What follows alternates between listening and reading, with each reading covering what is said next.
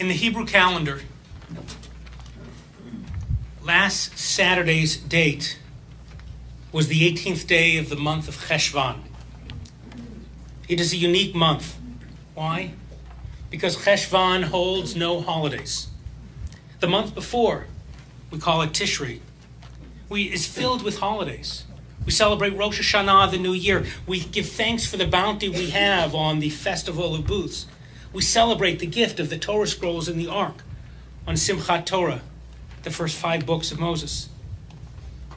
Now, this month today, Cheshvan, is followed by another holiday, another month, called Kislev, when we light those candles on the Hanukkah menorah, thanking God for religious freedom. There are 12 months in the Jewish calendar. 11 of them are filled with holidays for celebration. But Cheshvan, this month, Cheshvan is the only Hebrew month without a holy day in it. We Jews actually call it Mar Cheshvan, bitter Cheshvan, in keeping with the bitterness of having nothing to celebrate. And that's why last Saturday was so hopeful for the members of Tree of Life Synagogue and the other 2 Jewish communities that share its sacred space in Pittsburgh. Last Saturday, the Sabbath, Shabbat, was to be sweetened with words of holy prayers, with the study of Torah, themes of compassion and hope, and a bris, the celebration of entering a newborn baby into the covenant with the Holy One. Everyone was excited. At the entrance stood Cecil and David Rosenthal, brothers who are cousins of our own congregants, Carol and Darrell Lieberstein. They were handing out prayer books. In the kitchen was Daniel Stein and Richard Gottfried, who were preparing bagels and lox for the communities. Elsewhere, 97-year-old Rose Mallinger and 75-year-old Joyce Feinberg and all sorts of other people were anticipating the celebration of Shabbat. They and others had gathered to sweeten the bland Jewish month, the bitter Jewish month. And then he, filled with hate, proclaiming all Jews must die, walked in the doors, brandishing the weapons he rightly could own by the laws of this land, made manifest the malevolent message of his white supremacist, hate-filled ideology, and began to murder the Sabbath observers. And then he wounded police officers, brave first responders. And then, after killing 11, he surrendered himself. In the hospital where he was taken, he again espoused his hate-filled anti-Jewish vitriol. And then, nonetheless, he was cared for by one Jeffrey Cohen, a Jewish doctor, and at least 2 other Jewish medical staff members. Why? Because although he spit forth his poisonous venom, Jews must always offer hope and healing. And that is the message. Do not say, please, that he was mentally ill, for such excuses offend the many, many who struggle daily with mental illness and lead nonetheless lives of decency, of connection, of love. Instead, call him what he is, a hater who intentionally brandished his abhorrent ideology as easily as he wielded his weapon of mass murder, and believing that he was acting for a higher purpose, walked into a house of worship and murdered in cold blood. And that, my friends, is the difference between him and us, between the hater and the hated, between that abhorrent one and his ilk, who turn against anyone whom they deem to be essentially different from themselves, and push for segregation and deportation and anti-Semitic detestation, for Islamophobic intensification, for gay, lesbian, trans, queer, black, brown, yellow, red skin, colored inclusion negation. That's the difference between him and the rest of us. We, when we see those within the wonderfully wide range of religious beliefs, the rainbow shades of skin color, the glorious multiple genders, the sensational spectrum of national origins, we bless it that which our tradition calls the magnificent miracle of creation. A teaching that we descend, all of us, from a single pair of human beings. We are deliciously, delightfully diverse because we are all children, according to our tradition, of one God. Because we are connected through God to each other, to the oneness. My heart aches, as yours does too, for the 11 killed, for the many wounded, for their families and community. My heart breaks for us all because now my fears are real, as the poisonous hatred has been unsealed, as we are made to feel unsafe and forced to mourn. Now, like many of you, I grew up reading that post-Holocaust poem written by the German Lutheran pastor Martin Niemöller, who warned us. First they came for the scientists, and I did not speak out because I was not a scientist. Then they came for the trade unionists, and I did not speak out because I was not a trade unionist. And then they came for the Jews, and I did not speak out because I was not a Jew. And then they came for me, and there was no one left to speak out for me. How is it possible that in 2018 the haters again came for me, for us? Did you know that just a few days ago, a swastika, that symbol of Hitler, of destroying, eradicating all the Jews, was drawn on the pathways leading to our own Calabasas High School? What can we say? Hate is coming home. And this month again has become embittered. And our hearts are broken, and our sense of safety is shattered. We can say that, yes. But it's not enough. What should I say when we know that the spike in anti-Semitism in America today is just one part of a broader cultural trend of hatred and demonization that many minority communities are facing, whether they are Jews or Muslims, Latinos or blacks, Sikhs, immigrants, refugees, LGBTQ folks?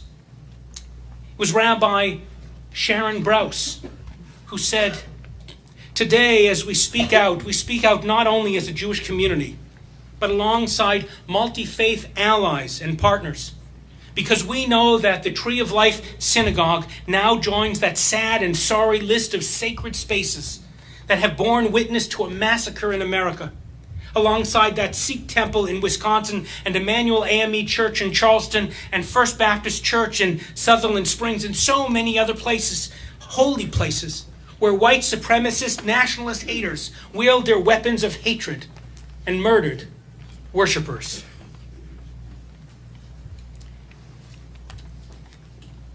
So let's denounce the anti-Semitism, please. And let's condemn racism and hatred in all its forms. And let's admit that our hearts are broken. That yes, we are afraid. And to this, let's hear the words of Genesis, when God responded to a fearful patriarch Jacob with the words, "Al tira," fear not. Do you know that in every generation in the Bible, from Ruth's to David's to Daniel's, so many of our ancestors heard these words, just when they needed them most, just when they, like all of us, felt the most vulnerable, the most alone. They heard God's message of hope. Al tira, the Holy One says, "Fear not, for I, the Holy One, am with you. Do not be afraid." But where is God now? When people walk into sanctuaries of holiness and murder. Here's my answer. Take a look to your left. And take a look to your right. And see the faces of those next to you. For in them is the love that they brought with them as they came together to stand in solidarity against hatred, against anti-Semitism. That's God's assurance that you need not be embittered, for you are not alone. And try this. Take your right hand and put it out like this. And take your left hand and put it out like this. And then hold hands with those next to you. Feel the loving strength in those hands. We teach that those are the hands of God holding you tight, holding you up. It doesn't matter if those are the hands of Jews or of Christians or of Muslims, of Baha'i or Buddhists, of Sikhs, of Sufis, of atheists, agnostics, of people of faith. Because although the world has turned scarier, by our presence here tonight, holding on to each other, the world shines a little brighter with a little more hope.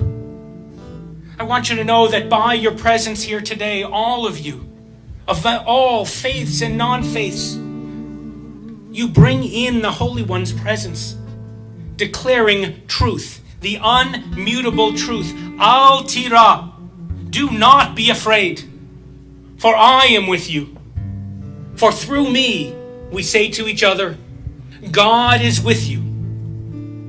And I must tell you that I, Paul Kipnes, a Jew, I confess that by your presence here today, I am a little less afraid. By your love filling this room, I am beginning to feel a little consoled. You are sweetening the bitterness that has become this month of Cheshvan. But let's also remember something together as we hold on to each other. Let's remember what else was happening that morning in Pittsburgh.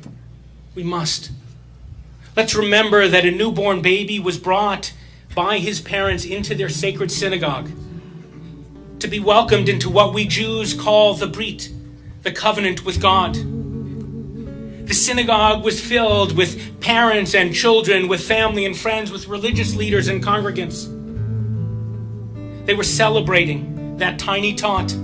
They were investing that bundle of joy with their belief, our shared belief, that the world is founded not on hatred, but on chesed, on unconditional, unlimited, overflowing love. And that this love and this compassion will one day sweeten the bitterness for this newborn baby and for his family and for all of us.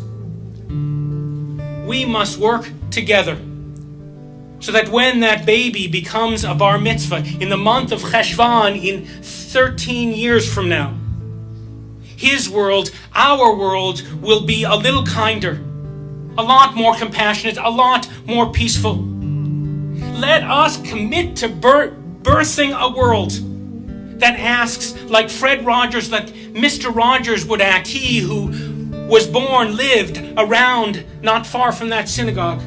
Let's ask for a world that asks to the people we see who may not look like us or talk like us or love like us, but we will still say to them, right, won't you be my neighbor? So go forth this week and be agents of chesed, of love. Go forth this week and do acts of kindness and hope. Go forth this week and be a light, so that when the next babies are born into this world and their young children are brought to synagogues and churches and mosques and other houses of worship, when they are brought to the movies and to concerts, when they were brought to their schools and everywhere else, when they emerge from their mother's womb, they will be welcomed by a gorgeous, growing light of hope. Al tira, says our sacred books. Do not be afraid. Say it with me. Al tira. Do not be afraid. Al tira. We will not be afraid. Because when we are with each other, God is with us too. Al tira. We refuse to be afraid. Amen. I'm going to ask you to stand up if you're able to. At nighttime,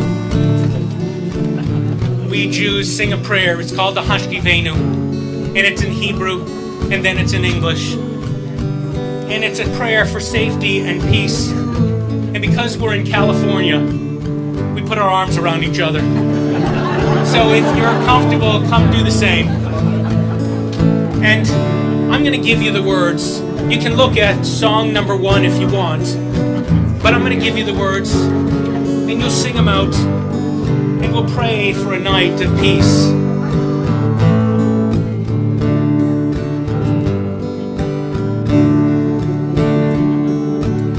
Husky Adonai Eloheinu. Husky Adonai Eloheinu. L'shalom. L'shalom. L'shalom. L'shalom. V'ha'amidenu shomreinu. L'chaim. Ufros aleinu. Sukkot shlomecha. Ufros aleinu. Sukkot shlomecha. Amen.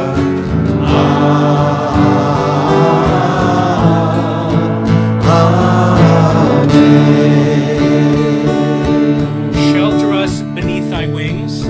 Shelter us beneath thy wings. O Adonai.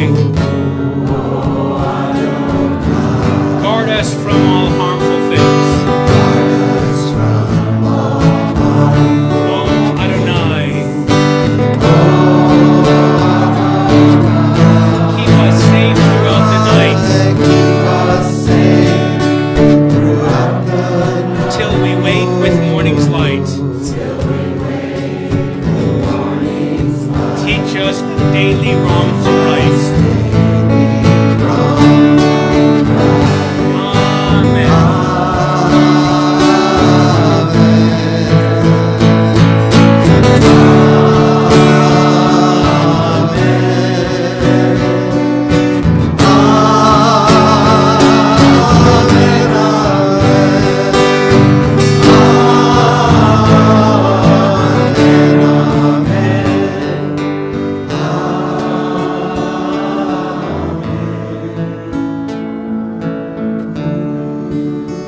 So, in a minute, we'll continue with our service.